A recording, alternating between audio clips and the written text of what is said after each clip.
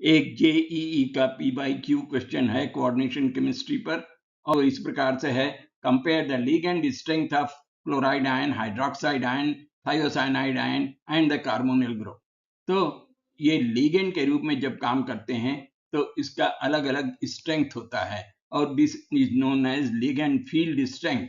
अब इसमें किसकी ज्यादा है, किसकी कम है, उसको इंक्रीजिंग ऑर्डर और डिक्रीजिंग ऑर्डर में यहाँ ऑप्शंस के रूप में दिया गया है, और हमको पहचानना है कि इसमें करेक्ट ऑप्शन क्या है। क्वेश्चन तो बहुत ही सरल है, और अगर हमें फील्ड स्ट्रेंथ का ज्ञान है, वीक फील्ड स्ट्रेंथ और स्ट्रांग फील्ड स्ट्रेंथ, इनमें से तो हम बड़ी आसानी से इसका आंसर निकाल सकते हैं। और नेचुरली हमको यहीं पर ये थोड़ा सा एक जल्दी से रिव्यू करना पड़ेगा कि ये फील्ड स्ट्रेंथ होती क्या है और किससे ये रिलेटेड है। This is related to crystal field theory of CFT, जिसको हम बोलते हैं CFT of coordination complexes or compounds.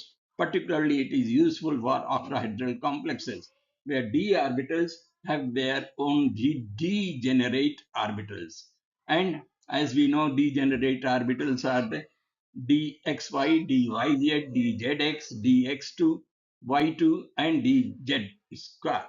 तो इस प्रकार से जो कॉम्प्लेक्सेस होते हैं उनका डीजेनेरेसी मेंटेन्ड होती है, और CFT के अनुसार metal ions are regarded as point charges and ligands are also regarded as point charges surrounding the metal ion or the central metal. So अगर फील्ड स्ट्रेंथ लिगेंड्स की बराबर है जो कि उनसे कोऑर्डिनेटेड हैं तो डीजेनेरेसी मेंटेन होती है, लेकिन normally doesn't happen. Every ligand has got its own field strength, and therefore what happens that because of the electron repulsion and metal electron repulsion, what happens that the degeneracy is disturbed, और दो प्रकार के levels में ये ligands बदल जाते हैं, high energy level and low energy level, and based upon this ligands have got their own field strength. और ये फील्ड स्ट्रेंथ पहचानने के लिए हमको देखना पड़ेगा कि किस प्रकार से हम पहचाने. तो नॉर्मली क्या होता है, strong field strength ligand is greater than weak field strength. जहां तक इन क्वेश्चंस का सवाल है हमको ये देखना पड़ेगा स्ट्रांग फील्ड स्ट्रेंथ किसमें है, वीक फील्ड स्ट्रेंथ किसमें है, and based upon this we have to go through the spectrochemical series. And spectrochemical series क्या होता है, इसको हमने एक्सपेरिमेंटली निकाला है अलग अलग लिगेंड्स के लिए और कॉम्प्लेक्सेस के लिए by absorption of light. In general ligands can be arranged in the order of increasing और decreasing field strength like this. And ये हमको थोड़ा सा ध्यान रखना पड़ेगा कि what is the increasing field strength and decreasing field strength of common ligands.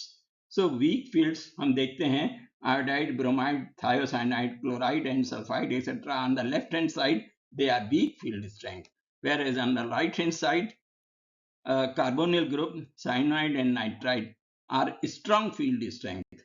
तो ये सब थोड़ा सा हमको स्टडी करना पड़ेगा और तब हम उसके बाद इस क्वेश्चन का आंसर बड़ी आसानी से निकाल सकते हैं.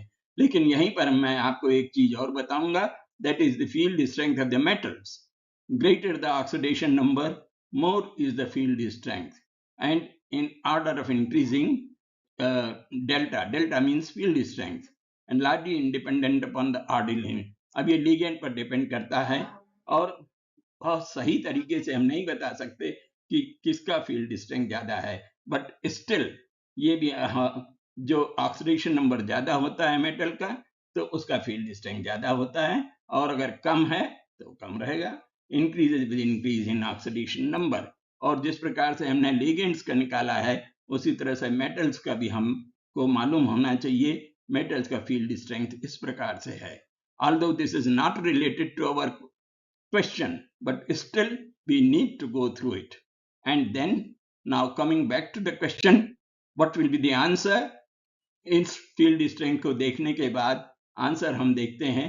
Here option 1 is correct, and the correct option is after 1 COOH FSCN. Okay, thank you. We stop here.